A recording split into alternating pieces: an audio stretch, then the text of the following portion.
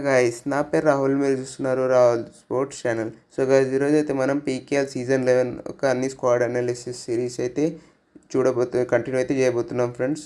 So let's get started.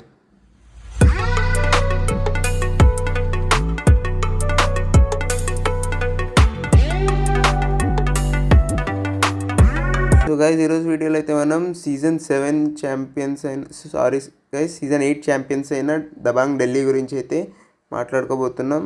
So Dabangg Delhi అయితే last season చాలా surprise చేసిందని చెప్పుకోవచ్చు ఫ్రెండ్స్. వాళ్ళ పర్ఫార్మెన్స్తో మనం చూసుకున్నట్లయితే మెయిన్గా నవీన్ కుమార్ని అయితే కోల్పోయిన తర్వాత కూడా అద్భుతమైన పర్ఫార్మెన్స్ అయితే ఇచ్చారని చెప్పుకోవచ్చు ఫ్రెండ్స్. దబాంగ్ ఢిల్లీ కేసి చూసుకున్నట్లయితే సో ఈసారి కూడా మంచి ఛాన్సెస్ ఉన్నాయని చెప్పుకోవచ్చు ఫ్రెండ్స్ వాళ్ళకు గెలవడానికి.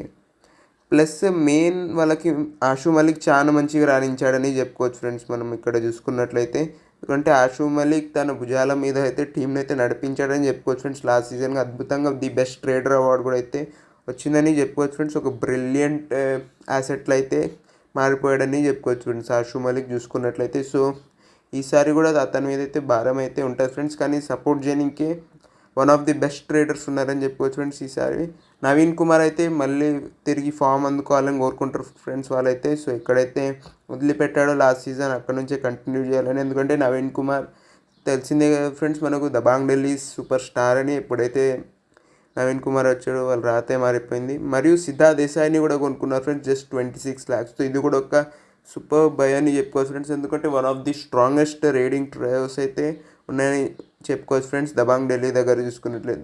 ఎందుకంటే సిద్ధార్థ్ దేశాయ్ కూడా ఒక చాలా బ్రిలియంట్ రైడర్ అని చెప్పుకోవచ్చు ఫ్రెండ్స్.